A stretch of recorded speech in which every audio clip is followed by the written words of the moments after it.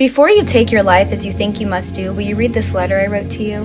I know you spent the last few weeks writing your own in a form of a goodbye, maybe an explanation to your loved ones as to why, but it's your time to listen. What's one more minute before your decision? There are some things you need to know before you decide it's time to go. Before you take your life, will you close your eyes and remember the little child playing with sticks? She wouldn't want you to forget her. She didn't think you would make it this far, the future unknown, but she imagined what she would look like, older and grown. And I know what you were thinking. Remembering you as a child doesn't save you from sinking. In fact, doesn't it make you feel worse? Not being the woman you as a child would have been proud with to converse, but that's the point, is it not? You have so much more to prove. Don't you realize that you would be killing her too? And what about the old woman you could be? Gray hairs with grandchildren on your lap. You would be killing her before she even breathes. Think about your pain, the tears, the scars, the shame. Did you think your body buried would eliminate the pain? It will stay alive. It will be in the walls, stained on the carpet floors. Don't you want it to all be clean before you turn and shut the door? Maybe give the air some laughter before leaving it with all your sadness. Give your corpse some smile lines and memories before leaving it with all this badness. Think about the people who love you. I know you are rolling your eyes, for other people shouldn't be the reason you do not want to die, but think about how much you have failed at loving them.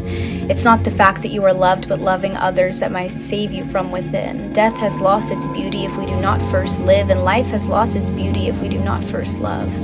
I don't think you can force yourself to belong, but you can find pockets of peace along the way once you realize there are more versions of you that have yet to be let out. Before you take your life, will you take a moment to think? You have shampoo left in the shower, some face wash on the sink. Won't that go to waste? What about the food in the fridge you have yet to taste? There is a nagging inside of you, a longing for something, and it's causing this dread, something you don't think you will find until you are dead. So why don't you live like you were going to be gone, treasuring every moment so you may feel more strong? For a life that is hard to live is better than no life at all. Before you take your life, will you remember to call every person you've ever shared a laugh with? I promise if you do that, you will forget why life is something you wanted to miss.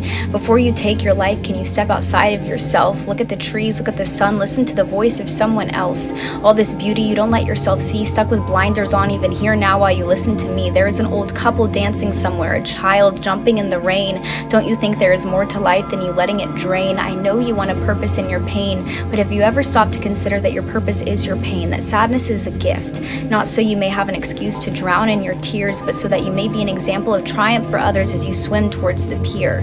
Before you take your life, can you make it one more day and always one more day? Before you